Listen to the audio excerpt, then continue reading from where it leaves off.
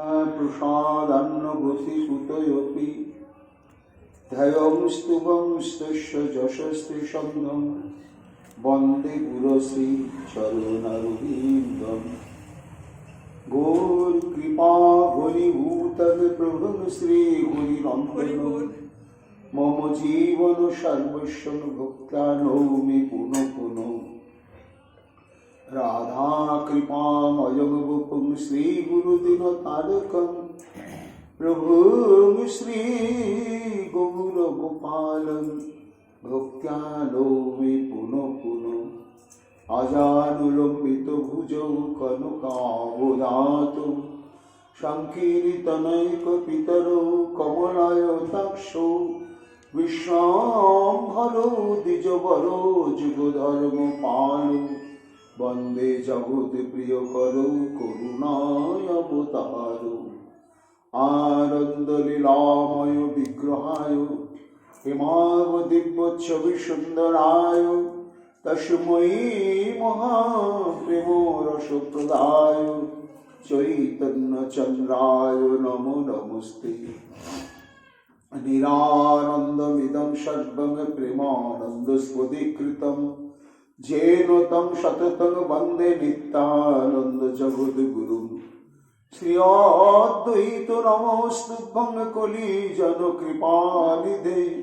गौरी प्रेमो प्रदानाय श्री सीतापतये नमो राधिस्वरूपाय गौरांग सुहृदाय च भक्तशक्तिप्रदानाय गदाधर नमस्तुते प्रणमामि श्रीवासं तमाद्यं पंडितं मुदा श्रीगौरांग कृपापात्रं कीर्तनानन्दमानसम् गौरी प्रेम प्रदावै सर्वत्र समदर्शिने नारायण सुताय च श्रीमन्नरहरये नमो बर्हापीडभिरामं मृगमदतिलकं कुण्डलाक्रान्तगण्डं कल्याक्षं कम्बुकण्ठं स्मेतसुभगमुखं सादरनस्तुबिनुं श्यामं शान्तं त्रिभङ्गं रविकरवसनभूषितं वैजयन्त्या वन्दे वृन्दावनस्थयुवतिशतवृतं ब्रह्मगोपालमीशम्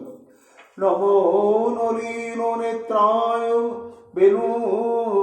वेणुवाद्यविनोदिने राधाधर सुधापादं शालिने वनमालिने हे कृष्ण करुणा सिन्धो दीनबन्धु जगत्पते गोपेश गोपिका कांत राधा कांत नमस्तुते मुखं करोति वाचालं बंगुलंघयति गिरिं यत्कृपातमहं वन्दे परमानन्दमाधवं तप्तो काञ्चन गौराङ्गी राधे वृन्दावनेश्वरी वृषभानुसुते देवी तं नमामि हरिप्रिये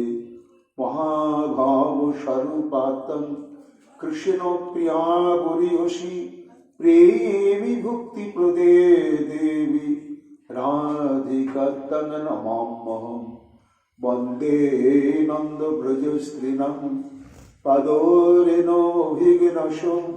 यशामि गुरी कथोद्गीतं पुनाति भुवनत्रयम् आचतुर्वदन ब्रह्मा दिवाहुरपरो हुरि अभालोचन शम्भुर् भगवान् मधुरायणि यं प्रव्रजन्तमनुपेतमपेतकृतं दैपायन विरह कातरया जुहावो पुत्रीति तन्मयादया तरवयोभिनेदुस्तं सर्वभूतहृदय मुनिमानतस्मि तमादिदेवं करुणानिधानं तमार्वर्णं श्रितावतारम् अपारो संसार समुद्र सेतुं भजामहे श्रीभागवत स्वरूपं वंशाकल्पतरुभ्यश्च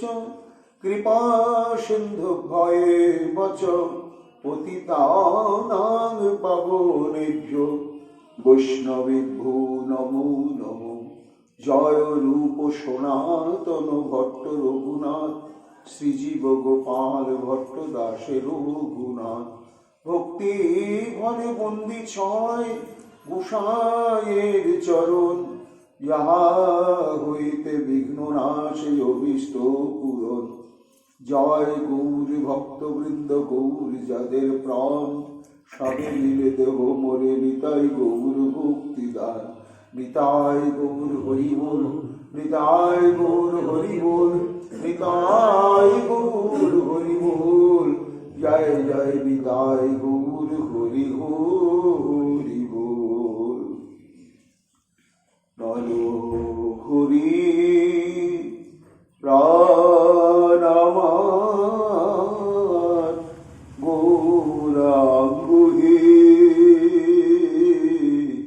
হা গৌরা প্রাণ গৌরা গৌরাঙ্গ হে, প্রাণ গৌরাঙ্গ হে। জয় মহাপ্রভু। গড়াগড়ি যায় ভাগ্যবন্ত শ্রীনিবাস, দেখিতে অপূর্ব গৌর চন্দ্রের প্রকাশ। কলিযুগ পাবন অবতার লিখিল যেন মানুষ সন্তাপহারী। প্রেম পুরুষোত্তম ভগবান শ্রীকৃষ্ণ চৈতন্য মহাপ্রভুর বিশেষ কৃপা ভাজন কৃষ্ণ দ্বৈপায়ন বেদব্যাস অবতার পরম পূজ্যপাদ শ্রীমৎ বৃন্দাবন দাস ঠাকুর তার শ্রী চৈতন্য ভাগবত গ্রন্থে মধ্যখণ্ডে দ্বিতীয় অধ্যায় সীমাসঙ্গনে সমাগত হয়ে শ্রীমন মহাপ্রভু তার স্বরূপটি স্বেচ্ছা কৃপায়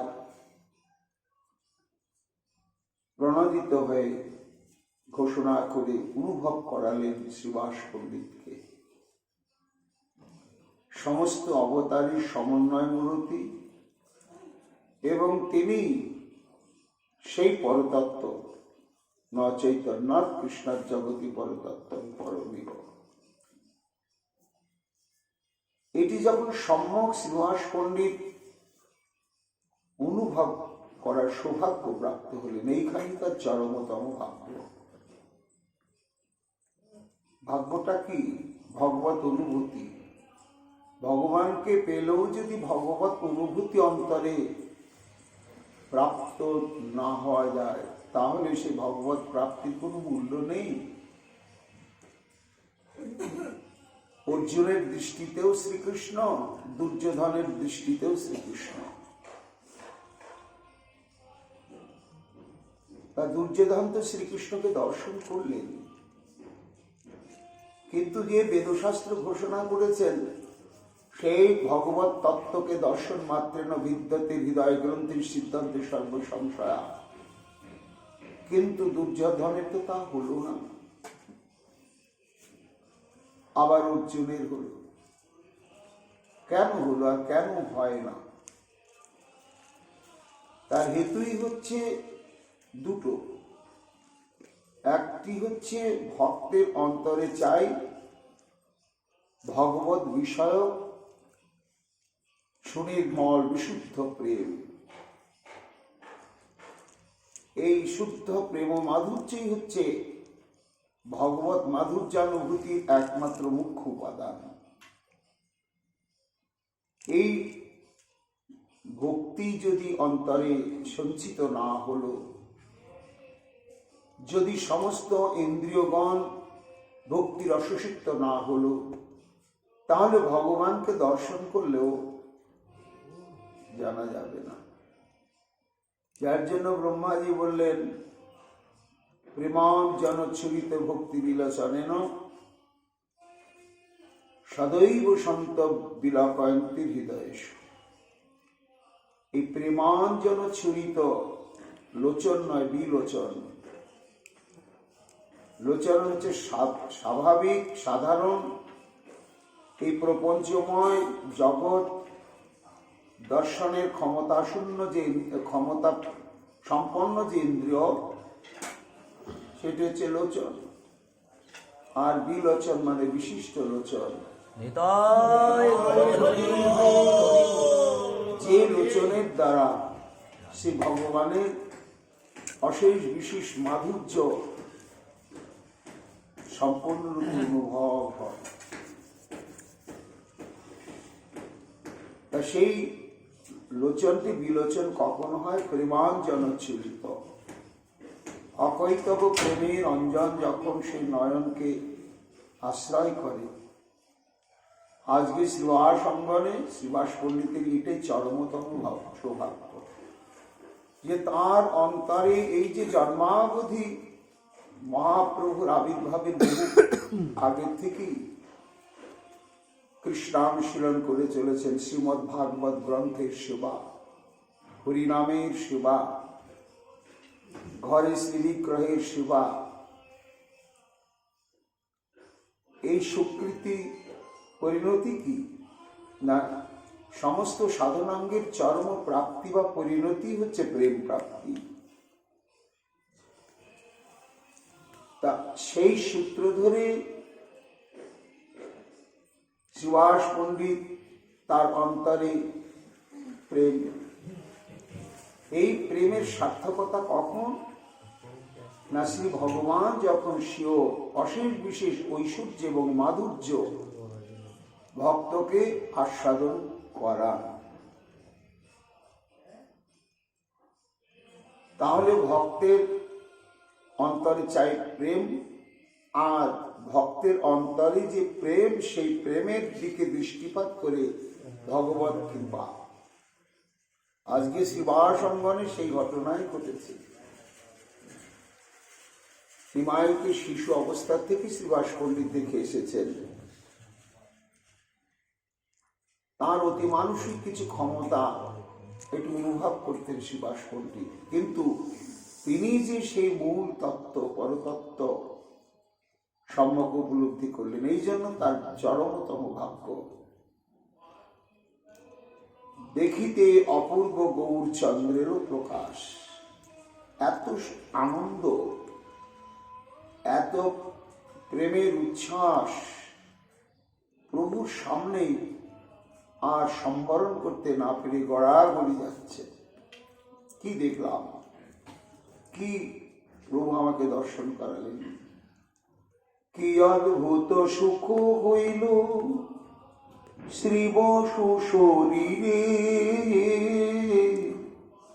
ডুবিলেন বিপ্রবর আনন্দ সাগরে, ডুবিলেন বিপ্রবর আনন্দ সাগরে। কি অদ্ভুত সুখ হইল শ্রীবাস শরীরে। সুখ, এই সুখের স্বরূপ আমরা তো জানি না। আমরা ইন্দ্রগ্রাহ্য পদার্থের সঙ্গে যে পদার্থটি আমাদের কাম্য, তার সঙ্গে যখন সংস্পর্শ, অনুকূল সংস্পর্শ ঘটে, তখন যে সংবেদন সৃষ্টি হয় তাকেই দার্শনিকগণ সুখ বলে থাকে। কিন্তু সেই সুখ ক্ষণস্থায়ী, অনিত্য এবং দেহের ইন্দ্রিয়ের ক্ষমতার উপরে নির্ভরশীল। তাহলে সুখ কি অনিত্যই বস্তু? কিন্তু শাস্ত্র বলছে না, সুখ নিত্য শাশ্বত সনাতন। সেই সুখ যদি কেউ প্রাপ্ত হয়, তখন সে কখনো আর বিচ্যুত হয় না। তাহলে সেই সুখের স্বরূপটি কি? কবিরাজ গোস্বাইপাদ বলেন, সুখ রূপ কৃষ্ণ করে সুখ আস্বাদন। অর্থাৎ শ্রী গোবিন্দের সত্তা স্বরূপটাই হচ্ছে সুখ স্বরূপ। ব্রহ্মাণ্ডে দেখে শুনে খেয়ে করে নিয়ে যত প্রকার সুখানুভূতির প্রাপ্ত হওয়ার সম্ভাবনা সমস্ত কিছু 16 আনা রূপে পরিপূর্ণ হয় কৃষ্ণ সম্প্রাপ্তিতে। আর সেই শ্রীকৃষ্ণই ব্রজেন্দ্র নন্দন যেই শচীসূত হইল,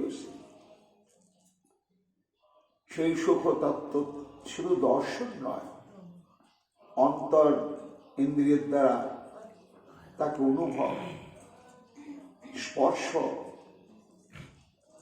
কাজেই একেবারে এত সুখ সমুদ্রে নিমজ্জিত। হাসিয়া শোনেন প্রভু শ্রীবাসের স্তুতি, সদয় হইয়া বলে শ্রীবাসের প্রতি। বৃন্দাবন দাস ঠাকুর দর্শন করছেন স্ফূর্তিতে,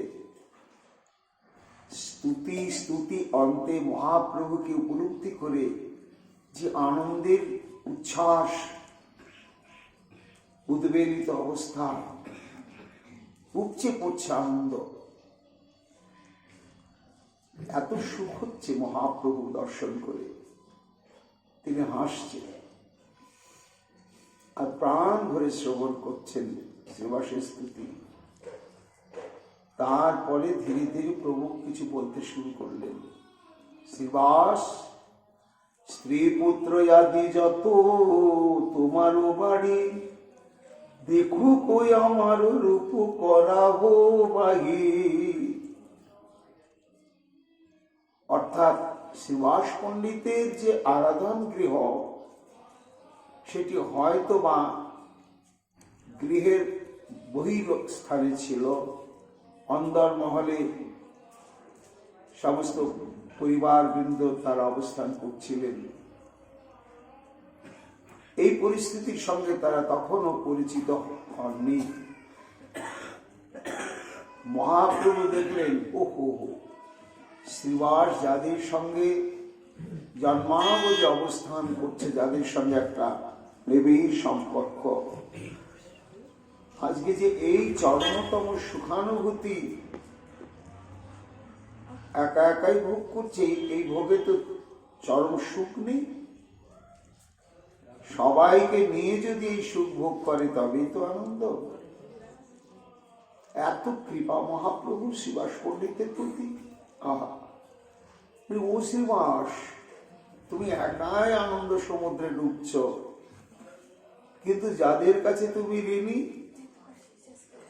তোমার এই কৃষ্ণানুশীলনের সর্বাত্মক যারা আনুকূল্য করছে, তোমার ঘরের অন্যান্য ভাতৃবৃন্দ, পত্নীবৃন্দ, দাস দাসী, সবাই কিন্তু তোমাকে সর্বাত্মক ভাবে আনুকূল্য করছে, এবং যেহেতু তোমার অতীব প্রিয়জন তারা, এই জন্য এই সৌভাগ্যের তারাও অংশীদার। ওদেরকে ডাকো, আমাকে দর্শন করুক, দেখুক আমার রূপ করহবাহী। শুধু দর্শন নয়, আরো আমার ইচ্ছা কি, সস্ত্রীক হইয়া পুজো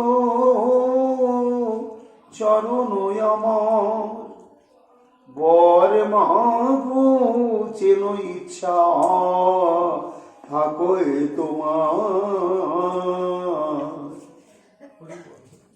শ্রীবাস, এতক্ষণ তো তুমি দর্শন আনন্দে আত্মহারা হলে, তারপরে স্তুতি করলে। এইবার আত্মীয় স্বজন, তোমার সহধর্মীকে নিয়ে আমার পুজো করো। প্রভু নিজেই বলছেন, এবং এত আমি সন্তুষ্ট হয়েছি তোমার স্তুতিতে, পুজো অন্তে তুমি প্রাণ খুলে আমার কাছে বর প্রার্থনা করো। তুমি যে বর আমার কাছে প্রার্থনা করবে, আমি তাই পূরণ করব। শ্রীবাস পণ্ডিতের আনন্দ আর ধরে না। আহা, প্রত্যেকেই তো চায় যে আমার পারিবারিক জীবনের সবাই এই আনন্দের অংশীদার হোক। তাহলে প্রভুর কৃপা তাদেরও প্রতি বিস্ময় বর্ষিত হয়েছে। সঙ্গে সঙ্গে প্রভু যখন আদেশ করেছেন, আর স্থির থাকতে পারলেন না। অন্তঃপুরে প্রবেশ করে সবাইকে ডাকলেন, এসো এসো এসো। দেখেছে তো নিমাই পণ্ডিতকে, কিন্তু নিমাই পণ্ডিত যে কি বস্তু, নিমাই পণ্ডিত যে কে, সেটি তোমরা দেখোনি।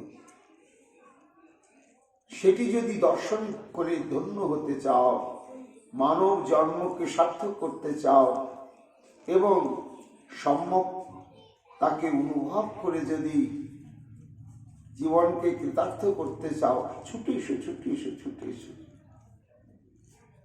সবাইকে আহ্বান করে ডাকলেন।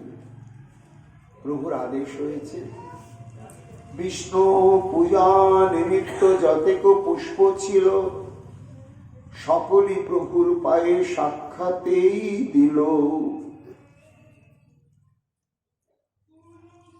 তার আরাধ্য দেবতা ঘরে তার জন্য অর্চনের যত যত ফুল, চন্দন, মাল্য, গন্ধ ইত্যাদি যা কিছু ছিল, সবাই সমাগত হলেন। তখন শ্রীবাস পণ্ডিত সবাইকে নিয়ে মাল্য, গন্ধ, ধূপদীপে পূজে শ্রীচরণ, সস্ত্রিক হইয়া বিপ্র কর এই ক্রন্দন। এই ক্রন্দন সুখময়ের ক্রন্দন নয়, আনন্দের ক্রন্দন। এত ভাগ্য, এত আমার স্বীকৃতি প্রভু, যে আমাকে একা নয়, এই আমার পরিবারের সবাইকে তুমি অযাচিত করুণা করলে,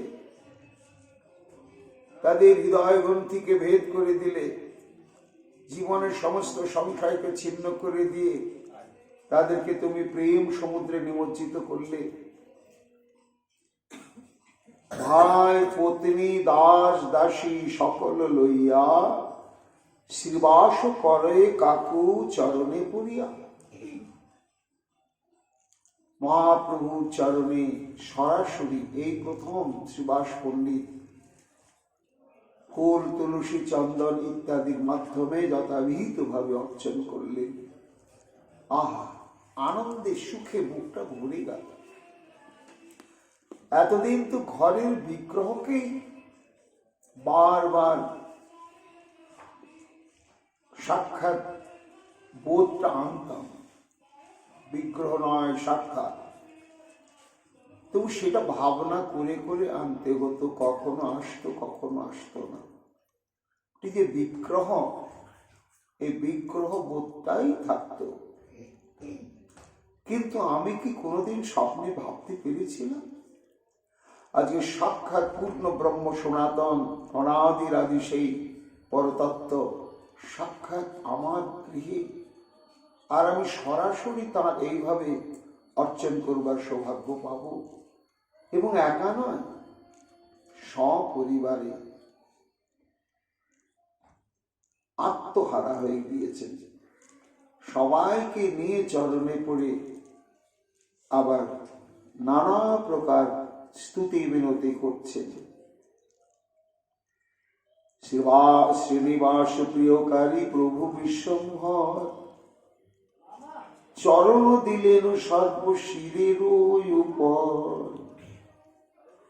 সবাই নত জানু হয়ে বসে গলক লগ্নিকৃত বাসে মহাপ্রভুর গুণানুকীর্তন করছেন এবং স্তুতি করছেন। আর প্রত্যেকেই প্রেমানন্দে আত্মহারা, সবার অঙ্গে প্রত্যঙ্গে সমস্ত অষ্টসাত্ত্বিক বিকার, কিচ্ছু চাইতে পারছে না তারা। কি চাইবে? চাওয়া পাওয়া কি আর আসে? যাকে পেলে সব পাওয়া হয়ে যায়, তাকেই প্রাপ্ত হয়েছেন শ্রীবাস পণ্ডিত এবং তার পরিবারের স্বজন বৃন্দ। আর কি চাইবে? তাই যখন কিছুই তাদের চাওয়া পাওয়ার আর নেই, সর্বান্তর্যামী শ্রী ভগবান যেন বললেন, চাইলে না তাই বলে কি দেব না? যা কেউ পায় না, তাই আজ তোমাদেরকে দেব। কি দিলেন তিনি? চরণ দিলেন সর্বশিরের উপরে। হরি বল, হরি বল। একেবারে শ্রীবাস পণ্ডিত থেকে আরম্ভ করে তার যত ভাতৃবৃন্দ, তাদের পত্নীবৃন্দ, দাস দাসী, সবাই সেখানে উপস্থিত হয়ে নতজানু হয়ে প্রেমানন্দ অশ্রুতে পরিষিক্ত হয়ে তারা স্তুতিবৃত্তি করছিলেন। আহা গৌর আমার, প্রত্যেকের মস্তকেই চরণ প্রদান করলে, চাইলে না তো, তাই আমি দিলাম। অলক্ষিতে বলে প্রভু মাথায় সবার, হাসি বলে মোরে চিত্ত হউক সবাকার। এইভাবে সমাগত যত আত্মীয় স্বজন সেই মুহূর্তে এসেছিলেন এবং প্রভুর চরণে পুষ্পাঞ্জলি প্রদান করে তারা এইভাবে নাম সংকীর্তন এবং স্তুতিরতি করছিলেন। মহাপ্রভু প্রত্যেকের মস্তকে অভয় চরণ অরবিন্দ প্রদান করলেন। শুধু করলেন না, শক্তি সঞ্চার করে আশীর্বাদ করলেন, মোরে চিত্ত হউক ও সবার। আজ থেকে তোমাদের চিত্ত এবং মনোবৃত্তি চিরদিনের জন্য আমাদের একেবারে সংলগ্ন হয়ে গেল। আর কখনো এই চিত্তবৃত্তি স্বতন্ত্র হবে না, অন্যত্র যাবে না। হুঙ্কার গর্জন করি প্রভু বিশ্বম্ভর, শ্রীনিবাস সম্বন্ধিয়া বলেন ওই উত্তর। বৃন্দাবন দাস ঠাকুর বলছেন, এইবার মনে পড়ে গেল মহাপ্রভুর পূর্ব স্মৃতি। কি না, জনশ্রুতি শ্রবণ করেছে শ্রীবাস পণ্ডিত যে বিশেষত মুখ্য এই নবদ্বীপের বুকে কীর্তন নিয়ে বাড়াবাড়ির কেন্দ্রই হচ্ছে শ্রীবাস অঙ্গন এবং মূল হচ্ছে শ্রীবাস। তাই শাসক কুল এই শ্রীবাসকে ধরে নিয়ে যাওয়ার জন্যই সমস্ত মৃচ্ছ সৈনিক নৌকো ভর্তি পাঠিয়েছে, তারা আসছে। এই যে একটা জনশ্রুতি ছড়িয়ে পড়ল শ্রীবাস পণ্ডিত শ্রবণ করে, যদিও তিনি জানেন যে আমি সর্বতভাবে গোবিন্দের চরণ যখন আশ্রয় করেছি এবং যার শ্রীমুখের প্রতিজ্ঞা ন মে ভক্তা প্রণশ্যতি, আমার ভয় কি, আমার ভয় কি, তবুও আবার একটু ভয় হচ্ছে।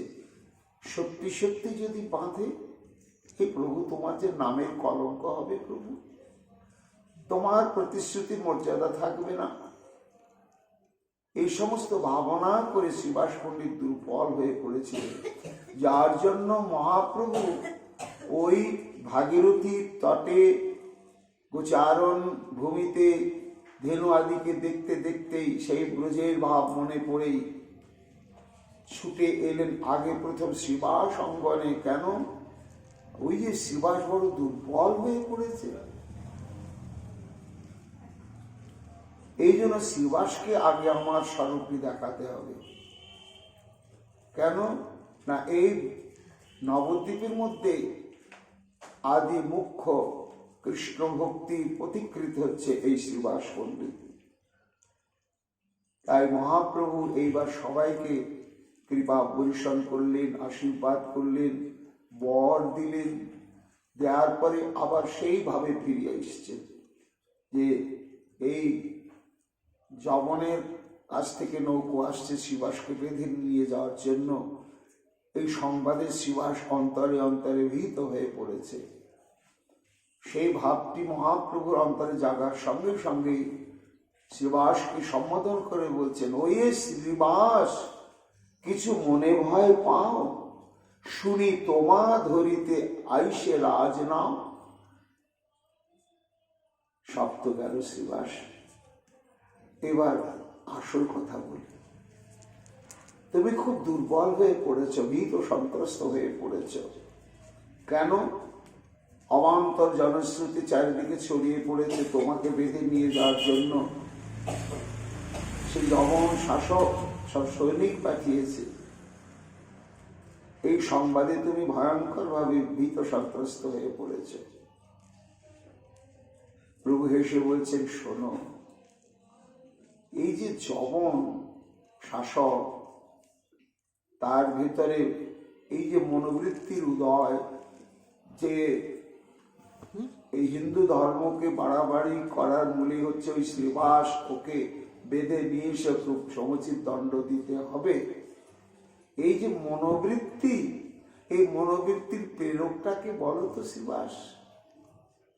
না শুধু ওই বাদশাহ বা মুলুকপতি বা কাজী নয়, ব্রহ্মাণ্ডের প্রত্যেকটি জীবের অন্তঃকরণে যে মনোবৃত্তি যাচ্ছে তার অনুপ্রেরক হচ্ছে আমি। আমি যদি বাদশাহ তোমাকে ধরে নিয়ে যাওয়ার জন্য নৌকো পাঠিয়ে থাকে, তাহলে তার আদেশ করার যে মনোবৃত্তিটা, ওটা আমি প্রেরণা জুগিয়েছি। তুমি ভয় পাচ্ছ কেন? ওই শ্রীনিবাস কিছু মনে ভয় পাও, শুনি তোমার ধরিতে আইসে রাজ নাও। ভয় পেও না, অনন্ত ব্রহ্মাণ্ড মাঝে যত জীব বৈশে সবার প্রেরক আমি আপনার রসে। বিশ্বাস হচ্ছে না? ওই দেখো শাস্ত্র কি বলছে। গীতায় মক্ষযোগে ভগবান শ্রীকৃষ্ণ বলছেন, হে অর্জুন, ঈশ্বর সর্বভূতানাং হৃদ্দেশ অর্জুন তিষ্ঠতি ভ্রাময়ন সর্বভূতানি যন্ত্ররূঢ়ানি মায়য়া। প্রত্যেকটি জীব যে কর্ম করছে এবং কর্ম করার জন্য যে অন্তর থেকে অনুপ্রাণিত হচ্ছে, এই অনুপ্রেরণার মূল প্রেরককে ভগবান শ্রীকৃষ্ণ অর্জুনকে বলছেন, হে অর্জুন, আমি সেই পরমেশ্বর স্বরূপে প্রত্যেকটি জীবের অন্তরে আমি অবস্থান করছি। সর্বভূতানাং হৃদদেশে তিষ্ঠতি অর্জুন। সর্বভূত বলতে কি? একটা বিষ্ঠাক্রেমে কীট পর্যন্ত তারও যে সৎসঙ্গ চলার ইচ্ছা, এই ইচ্ছার প্রেরক বা প্ররোচক হচ্ছেন তার অন্তরস্থিত সেই ভগবান স্বরূপ আমি। ব্রাহ্মণ সর্বভূতানি যন্ত্ররূঢ়ানি মায়া। যন্ত্রের চালক, তার হাতে থাকে মূল পরিচালনের যন্ত্রটা। সে ইচ্ছা করলে জোরে চালাতে পারে, ধীরে চালাতে পারে, দাঁড় করিয়ে দিতে পারে, আবার সম্মুখে পেছনে ডানে বামে বা চক্রাকারে ওটাকে ঘুরাতে যা খুশি ওই পারবে, অন্য কেউ পারবে না। তেমনি প্রত্যেকটি জীব যন্ত্র, আর ওই দেহরূপ যন্ত্রের মধ্যে যন্ত্রী রূপে, চালক রূপে সেই পরমেশ্বর অবস্থান করছেন এবং তিনি প্রত্যেকটি জীবকে ভ্রামায়ণ চালাচ্ছেন। কেমন চালাচ্ছেন? যন্ত্ররূঢ়ানি। যন্ত্রে আরূঢ় যে চালক, সে যেমন ইচ্ছা অনুরূপ যন্ত্রকে পরিচালনা করে, তেমনি এই জীব দেহ রূপ যন্ত্রের মধ্যে ভগবান যন্ত্রের রূপে অবস্থান করছেন এবং তিনি পরিচালনা করছেন কিসের দ্বারা? মায়া, মায়া শক্তির দ্বারা। এই জন্য বাদশার অন্তরে যে তোমাকে বেঁধে নিয়ে যাওয়ার মনোবৃত্তি, এটা যদি আমি তার অন্তরে জাগাই তবে তো জাগবে। আমি যদি না জাগাই তাহলে তো জাগবে না, কারণ তার হৃদয়ের মধ্যে তো আমি ঈশ্বর স্বরূপে রয়েছি আর আমি চালাচ্ছি। এবং শুধু তাই নয়, শ্রুতি শাস্ত্রেও বেদেও বলা হচ্ছে, এসো হে এব সাধু কর্ম কারয়তি তম যম এভ্য লোকেভ্য নিশতে এসো হি এব অসাধু কর্ম কারয়তি তং যম এভ্য লোকেভ্য অধ নিশতে। অর্থাৎ এসো হি এব, এই সেই পরম ব্রহ্ম পরমেশ্বর প্রত্যেকটি জীব হৃদয়ে অবস্থান করছে। এইবার জীবের কর্মফল অনুসারে যদি তিনি চিন্তা করেন যে কেউ ঊর্ধ্বলোকে নিয়ে যেতে হবে ভগবত ধামে, তখন তার দ্বারা সৎকর্ম অনুষ্ঠান করা। আর সৎকর্মের অনুষ্ঠানের স্বরূপটা কি? সেটি হচ্ছে কৃষ্ণানুশীলন। ভক্তি রত্নাকরে রয়েছে, যখন শ্রীনিবাস আচার্য, নরোত্তম ঠাকুর এবং ঈশান বৃদ্ধ সেবক তখন প্রকট আছেন, আর সব অপ্রকট লীলায় চলে গেছে। অত্যন্ত বৃদ্ধাতে বৃদ্ধ চলতে চলতে যখন ওই বেলপুখরা গ্রামে উপস্থিত হলেন, যেখানে নীলাম্বর চক্রবর্তী গৃহ, সেই বেলপুকুর বা বিল্লপুকুর নাম হলো কেন, এটা বলতে গিয়ে বলেছিলেন যে এখানে ব্রাহ্মমান কিছু তপস্বী ব্রাহ্মণ তারা এসে সেখানে পঞ্চবদন বিশিষ্ট জাগ্রত ভোলেনাথ ছিলেন। সেই শিবকে তারা বিল্লপত্রে এক পক্ষ কাল ধরে অর্চন করেছিলেন, এবং তখন ভোলেনাথ সন্তুষ্ট হয়ে তাদের কাছে বলেছিলেন, তোমরা কি চাও?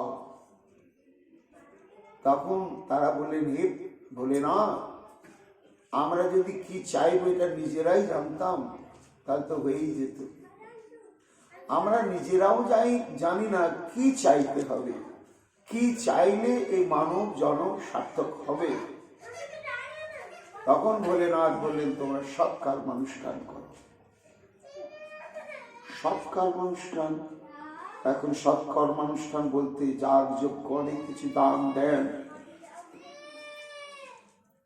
বললেন ভোলেনাথ এই সৎকর্ম। তখন ভোলেনাথ কৃপা করে স্পষ্টভাবে বলে দিলেন যে কৃষ্ণানুশীলনই হচ্ছে সৎকর্ম। এই যে অর্চন বন্দন নববিধা ভক্তিকে আশ্রয় করে কৃষ্ণানুশীলন, এটি হচ্ছে সৎকর্ম। তাই কৌশিতকী শ্রুতি বলছেন, এস হি এব সাধু কর্ম কারয়তি তং যম এব্য লোকেব্য উন্নিশতি। যখন কারো সুকৃতি সৎকর্মানুষ্ঠানের সূত্র ধরে ভগবান বোঝেন যে কে ভগবত ধামে নিয়ে যেতে হবে, তখন তার দ্বারাই সৎকর্ম বলতে কৃষ্ণানুশীলন করা। এসো হি এব অসাধু কর্ম কারয়তি তং যম এব্য লোকেভ্য অধনিষতি। আর যে জীব কর্মফল সৃষ্টি করেছে নরক যাওয়ার জন্য, তখন তার দ্বারা অসৎ কর্ম করিয়ে করে তাকে নরকেই নিয়ে যান কে? ওই যে ঈশ্বর পরম কৃষ্ণ, তিনি অন্তর্যামী রূপে। এখন একটি প্রশ্ন হচ্ছে যে শ্রী ভগবানই যদি আমাদের পরিচালক হয়ে থাকেন অন্তরে, এবং তিনি আমাদেরকে স্টিয়ারিং ঘুরিয়ে ঘুরিয়ে পরিচালনা করছেন, তাহলে আমরা সৎ অসৎ কর্ম করছি, এটা তো ভগবানই করাচ্ছেন। এই নিমিত্ত তো ভগবানই হয়ে যাচ্ছেন, আমরা তো নয়। কিন্তু শাস্ত্র বলছে না, ভগবান চালক। ভগবান না চালালে যন্ত্র চলবে না, এটা অভ্রান্ত সত্য। কিন্তু পথটা তৈরি করেছি। কেমন দৃষ্টান্ত? মহাজন বলছেন যে লৌহ পথগামী যান।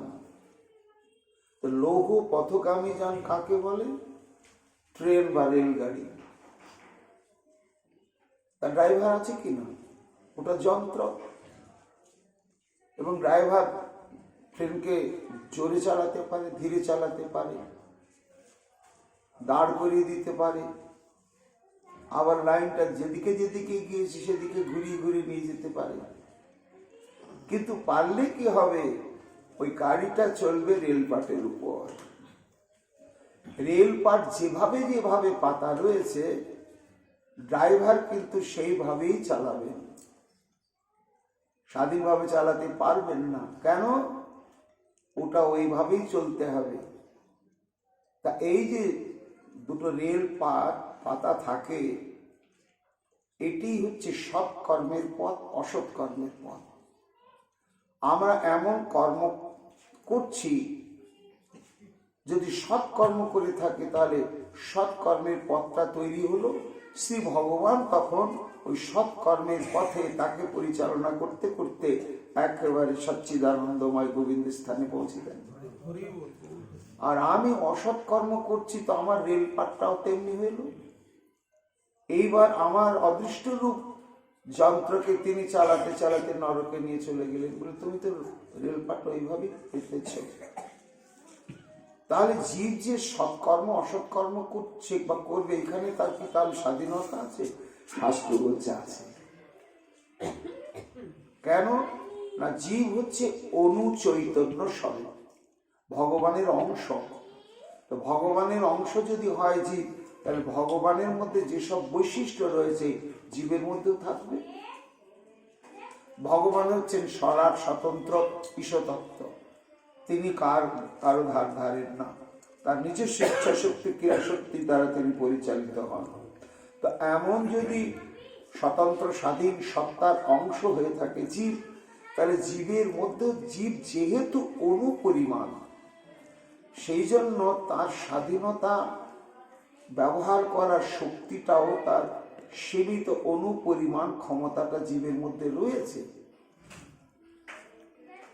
এইখানে কিন্তু জীব স্বাধীন,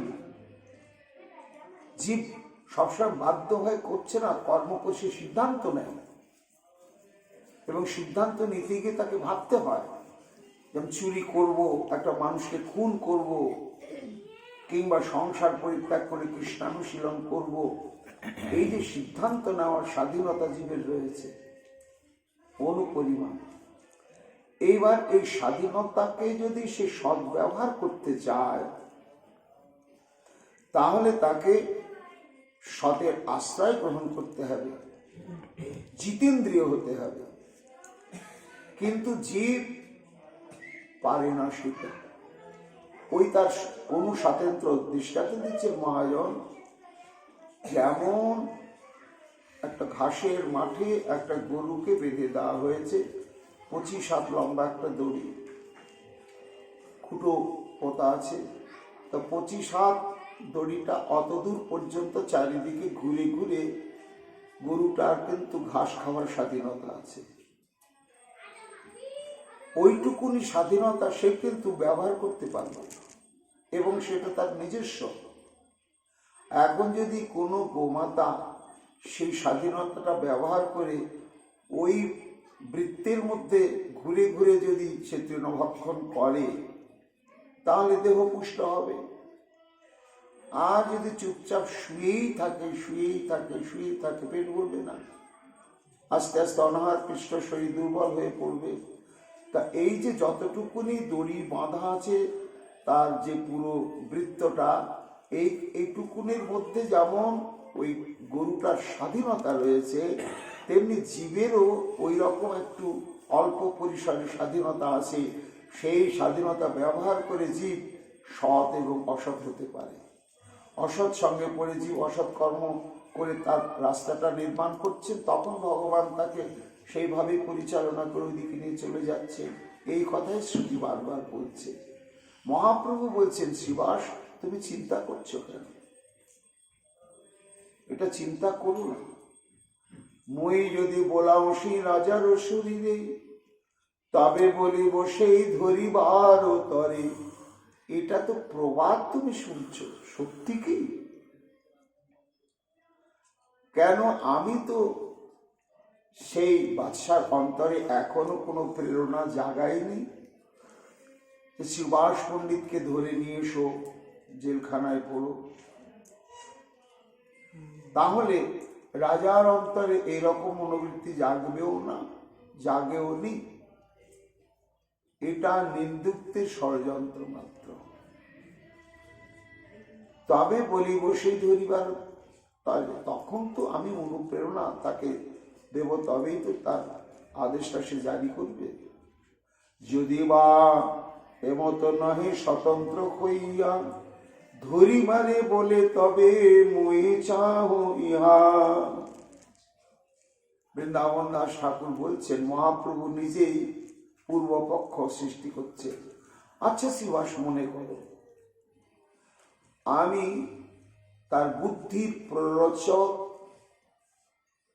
না হয়ে সে যদি স্বতন্ত্র অন্য কোন সত্তার দ্বারা অনুপ্রাণিত হয়ে তোমাকে ধরে নিয়ে যাওয়ার জন্য যদি ব্যবস্থা করে, এটা মনে কর ভেবেই নি তুমি নিতে পারো, তাহলে আমি কি করব জানো? আমি তো তোমার সঙ্গে থাকবো। মুই গিয়া সর্ব আগে নৌকায় চড়িমু, এই মতো গিয়ার রাজগোচর হইমু। তোমার পরিবর্তে আমি চাপবো। বলে শ্রীবাসের দোষ নেই। শ্রীবাসকে নাচাচ্ছে কে? যে নাচাচ্ছে আসল আমি। তাই চলো, আমাকে নিয়ে চলো রাজার কাছে, বাদশার কাছে। যা শাস্তি পাবার যদি পেতে হয় আমি পাবো, কিন্তু তার আগে তো কিছু বক্তব্য শুনতে হবে রাজাকে। শ্রীবাস তুমি ভয় করো না। মই গিয়া সর্ব আগে নৌকায় চড়িমু, এমতো গিয়া রাজগোচর হইমু। মরে দেখি রাজা কি রহিব নিপাসনে, বিহল করিয়া না পারিমু সেইখানে। আমি তো এইভাবে, যখন সে রাজ দরবারে আমাকে ধরে নিয়ে গিয়ে দাঁড় করাবে, তখন তো যে ঐশ্বর্য, যে স্বরূপ দেখে আজ তোমার এই দশা, সেটা আমি রাজার সামনে প্রকাশ করব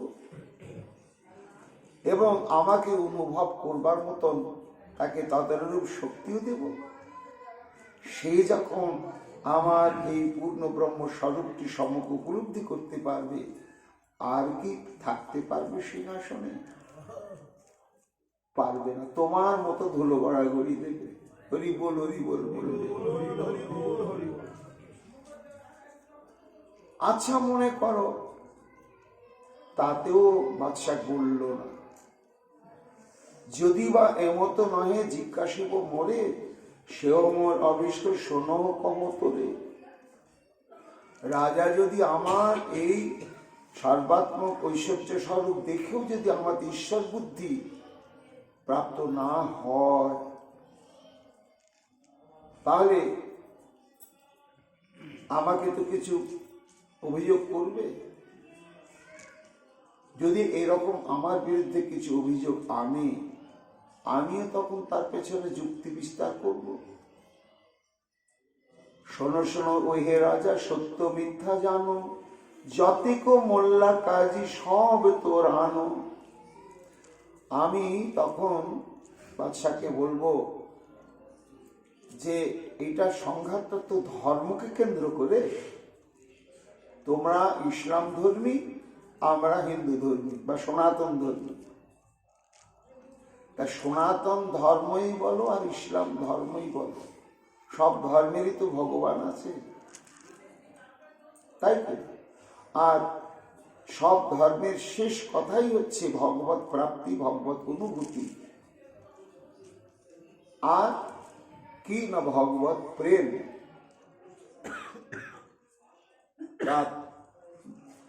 কাজী এবং মোল্লা এরা হচ্ছে ইসলাম ধর্মের মুখ্য, এদের ভূমিকা। কাজী হচ্ছে কোরআনের উপরে ভিত্তি করে আচরণ নির্ধারণ করে থাকে, যে এটা কোরআনের অনুগত ভাবে হচ্ছে, অনুমোদিত ভাবে হচ্ছে কি হচ্ছে না। যদি না হয়, সেটা যদি দণ্ডযোগ্য হয়, তখন সেই সমস্ত দণ্ড ইত্যাদি যার ব্যবস্থা কাজী করে থাকে। আর মোল্লারা কি করে? আল্লাহর গুণানুকীর্তন, মহিমা, তাকে কেন আরাধনা করতে হবে, অনুশীলন করতে হবে, নামাজ কেন পড়তে হবে ইত্যাদি বিষয়ে মানুষকে তত্ত্বজ্ঞান দেন। এই হচ্ছে দুই প্রকার ধর্মের প্রতিনিধি ইসলাম ধর্মে। তো তাদেরকে আমি বলবো, রাজাকে তাদেরকে ডাকুন, এবার তাদের ধর্মের কি মহিমা, কি তত্ত্ব বলুন। আর আমার ধর্মের এই যে নাম সংকীর্তন প্রবর্তিত হয়েছে নবদ্বীপে, আমার ধর্মের কি বক্তব্য, কি মহিমা আমি বলবো। তা সর্বধর্মের শেষ প্রয়োজন তত্ত্বই হচ্ছে ভগবত প্রেম। আর ভগবত প্রেম কেউ পেয়েছি কি না পেয়েছে তার লক্ষণও সব শাস্ত্রেই ঘোষণা করেছে। কি না, সেই ভগবত প্রেম, সে আল্লাহ প্রেমী হোক আর কৃষ্ণ প্রেমী হোক, ভাষাতে পার্থক্য, ঈশ্বরতত্ত্ব তো এক। সেই ঈশ্বর প্রেম যখন ভক্ত প্রাপ্ত হয়ে যায়, তখন তার বাক্যে, তার শরীরে, তার আচরণে লক্ষণ প্রকাশ পায়। আর সেই লক্ষণগুলো কি না, অশ্রু, কম্প ইত্যাদি ইত্যাদি ইত্যাদি। এটা তোমাদের ধর্মেরও সার কথা, আমাদের ধর্মেরও সার কথা। তাহলে তোমাদের ধর্ম যদি শ্রেষ্ঠ হয়ে থাকে, এই ধর্মের যারা প্রচারক, ধারক, বাহক, মুখ্য, তারাই হচ্ছে কাজী এবং মোল্লা, তাদেরকে ডেকে নিয়ে আসা হোক। এবং এই ধর্মের শেষ কথা যে ভগবত প্রেম এবং তার প্রভাব, সেই প্রভাবটা তারা দেখা। আল্লাহর নাম করতে করতে একেবারে অশ্রুকম্পগুলোকে ভাসছে, তাহলে ঠিক আছে, সংকীর্তন বন্ধ হবে।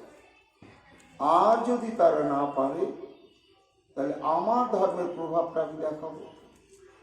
আমার ধর্মের প্রভাবটা শেষ কথা কি কৃষ্ণ প্রেম।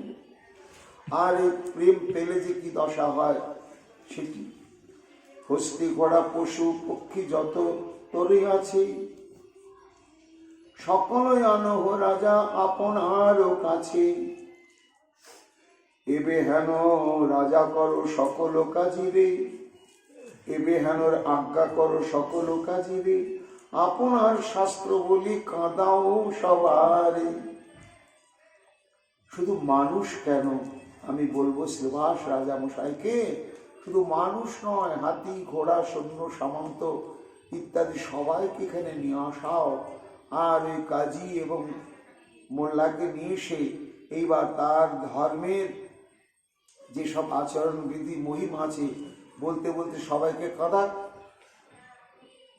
সবাই যদি কাঁদতে শুরু করে, তাহলে ইসলাম ধর্মের জয় জয়কার। আর তা যদি না পারে, তাহলে কিন্তু আমি আমার ধর্মের দ্বারা প্রমাণ করে দেব যে এই প্রেম প্রাপ্ত হলে হেন কোনো সত্তা নেই যে প্রেমের বিকারের দ্বারা বিকারভূত না হবে। এবে হেন আজ্ঞা করো সকল কাজিরে, আপনার শাস্ত্র বলি কাঁদাও সবারে। না পারিল তারা যদি এতেক করিতে, তবে সে আপনা ব্যক্ত করিব রাজাতে। এইবার তারা যদি না পারে শিবাস, তখন আমি রাজাকে বলবো যে হে রাজা, তুমি তো বিচারক, সংকীর্তন মানা করো এগুলার বলে। যারা ধর্মের প্রভাব প্রত্যক্ষভাবে দেখাতে পারল না, এই তাদের কথায় রুষ্ট হয়ে তুমি এই সনাতন ধর্মের আচরণ বিধিটাকে বাধা দেওয়ার চেষ্টা করছো, এটা তোমার ঠিক নয়। সংকীর্তন মানা করো এগুলার বলে যত তার শক্তি, এই দেখিলি সকলে, দেখলি তো কই কোরআন শুনে শুনে কারো চোখে তো এক ফোঁটা জল আনতে পারল না। মোর শক্তি দেখো এবে নয়ন ভরিয়া, এতগুলি মত্ত হস্তি আনিব ধরিয়া। হস্তি, ঘোড়া, মৃগ, পাখি একত্র করিয়া সেইখানে কাঁদাইব শ্রীকৃষ্ণ বলিয়া। চিন্তা করছো কেন? শ্রীবাস, আমার আত্মবিশ্বাস, আমার কৃষ্ণ ঠিক, কৃষ্ণ ভক্তি ঠিক, কৃষ্ণ নাম ঠিক, কাজে আমি সবাকেই কাঁদাবো, কৃষ্ণ প্রেমে হাবুডুবু খাওয়াবো। রাজার ইয়াতে গণ রাজার সহিতে সবা কাঁদাইব কৃষ্ণ বলি ভালো মতে। আমি সবাইকেই কাঁদাবো, কাঁদিয়ে প্রমাণ করব যে এই দেখো, ধর্মের শেষ কথা হচ্ছে ভগবত প্রেম, আর এই ভগবত প্রেম হচ্ছে বাস্তব সত্য। এই দেখো তার প্রভাব।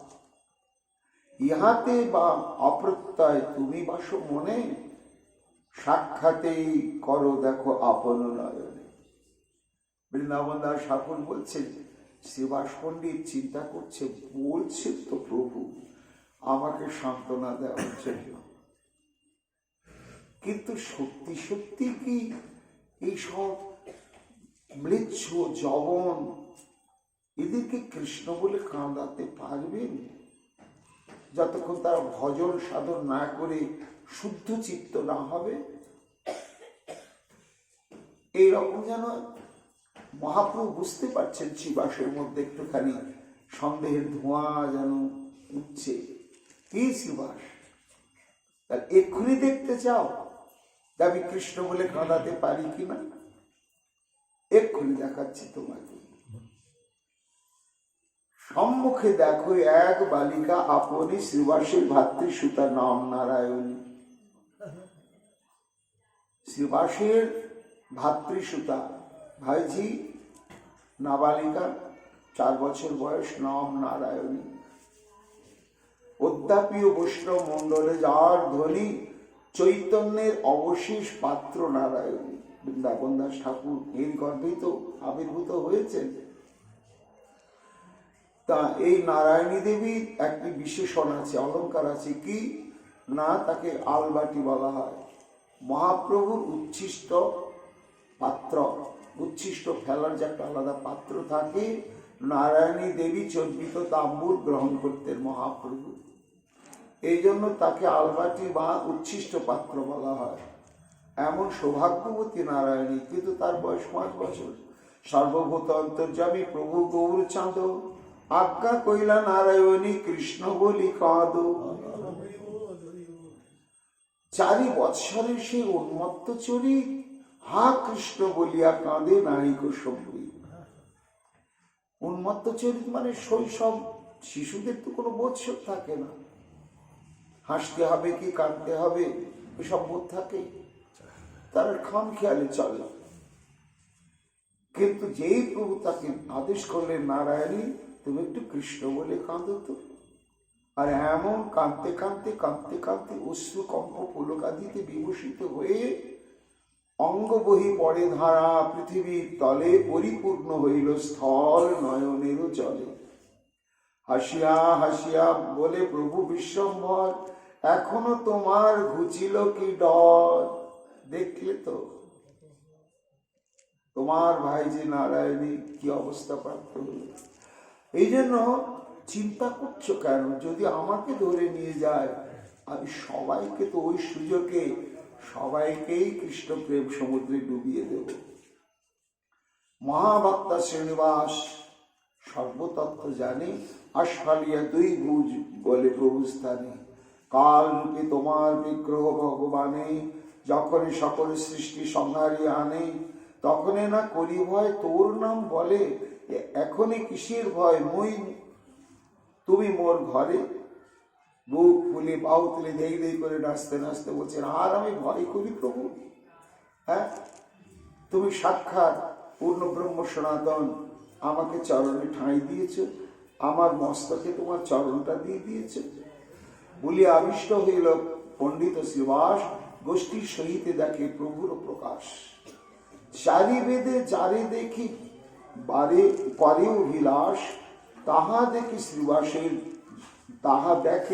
শ্রীবাসের যত দাসী দাস। বৃন্দাবন দাস ঠাকুর বলছেন, দেখো শ্রীবাসের কত সৌভাগ্য। নিখিল বেদশাস্ত্রের অধিষ্ঠাত্রী দেব দেবীগণ, যাকে দর্শন পায় কি পায় না, এমন দুর্লভ দর্শন ভগবান আজকে শ্রীবাসের ঘরের দাস দাসী সবাই ধন্য হয়ে গেল। কি বলিব শ্রীবাসের উদার চরিত্র, যাহার চরণ ধুলে সংসার পবিত্র। কৃষ্ণ অবতার যেন বসুদেব ঘরে, যাতে কবিহার সব নন্দেরও মন্দিরে। বৃন্দাবন দাস বলছেন এই দুটি অঙ্গন, শচীর অঙ্গন আর শ্রীবাসের অঙ্গন নবদ্বীপে, এই দুটি অঙ্গের তত্ত্বটা কি না, শচীর অঙ্গন যেন হচ্ছে মথুরা। মথুরায় শ্রীকৃষ্ণ আবির্ভূত হলেন, কিন্তু তার যত যত লীলা সব কিন্তু বৃন্দাবনে নন্দের ঘরে, নন্দের অঙ্গনে। তাই যেমন বসুদেব অঙ্গনে, দেবকীর অঙ্গনে আবির্ভূত হলেন ভগবান আর লীলা করলেন গিয়ে যশোদার অঙ্গনে, তেমনি শচীর মন্দিরে মহাপ্রভু আবির্ভূত হলেন আর মহাপ্রভুর যত লীলা বিলাস প্রকাশিত হলো শ্রীবাস অঙ্গনে। এই জন্য শ্রীবাসের ভাগ্যের সীমা নেই। সর্ববৈষ্ণবের প্রিয় পণ্ডিত শ্রীবাস, তার বাড়ি গেলে মাত্র সবারই উল্লাস। অনুভবে যারে স্তব করে বেদমুখে, শ্রীবাসের দাস দাসী তারে দেখে সুখে। এতে কে বৈষ্ণব সেবা পরময় উপায়, অবশ্য মিলয়ে কৃষ্ণ বৈষ্ণব কৃপায়। শ্রীবাসীর আজ্ঞা কইলা প্রভু বিশ্বম্ভর, না কইও এসব কথা কাহার গোচর। তোমাকে যা দেখালাম, যা বললাম, সবাইকে নিষেধ করে দাও, কারো কাছে যেন প্রচারিত না হয়। বাহ্য পায় বিশ্বম্ভর লজ্জিত অন্তরে, আশ্বাসিয়া শ্রীবাসের গেলা নিজ ঘরে। সুখময় হইল তবে শ্রীবাস পণ্ডিত, পত্নী বধূ আয় দাস দাসীর সহিত। শ্রীবাস করিলা স্তুতি দেখিয়া প্রকাশ, ইহা যে শোনে সেই হয় কৃষ্ণদাস। বৃন্দাবন দাস ঠাকুর এই পর্যন্ত শ্রীমন মহাপ্রভুর লীলা বর্ণনার পরে তার ফলশ্রুতি কীর্তন করছেন, যে যারা শ্রীবাসের প্রতি মহাপ্রভুর এই মহাকৃপা, এই লীলা প্রসঙ্গ যারা সাধু সঙ্গে শ্রবণ কীর্তন করবেন, তারাও শ্রীবাসের ন্যায় মহাপ্রভু যুগে যুগে কালে কালের জন্য দাস হবেনই হবে। সার অন্তর্যামী রূপে বলরাম ভগবান, আজ্ঞা কইলা চৈতন্যের গাইতে আখ্যান।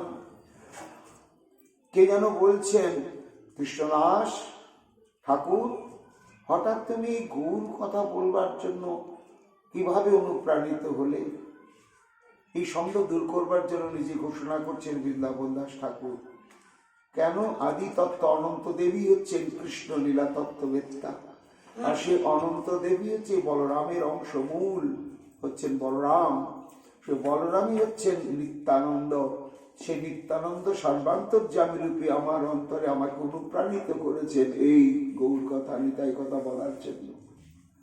নরসিংহ যদুসিংহ যেন নামভেদ, এই মতো জানো নিত্যানন্দ বলদেব। চৈতন্য চন্দ্রের প্রিয় বিগ্রহ বলায়, এবে অবধূত চন্দ্র করি জানে গায়। মধ্যখণ্ড কথা ভাই শোনো এক চিত্তে, বৎসরের কে কীর্তন করিলা যেন মতে। এক চিত্তে, একাগ্র চিত্তে যখন এই মধ্যলীলার প্রথম অধ্যায় শুরু করছেন, তখন এই কথা বলেছেন বৃন্দাবন দাস ঠাকুর। আবার এই অধ্যায়ের পরিশেষে সেই কথাটাই ঘোষণা করছে, একাগ্র চিত্তে শ্রবণ করতে হবে। মহাপ্রভু জীবনী পর্যালোচনা করলে এইরকমই হিসাব, যে দুইবার দ্বার পরিগ্রহ করার পরে গয়াতে গেলেন, আর গয়া থেকে ফিরে এসেই এই শ্রীবাস অঙ্গনে অখণ্ড কীর্তন শুরু করলেন 1 বছরের অধিক কাল। আর তারপরে সন্ন্যাস গ্রহণ করে নবদ্বীপ চলে গেলেন।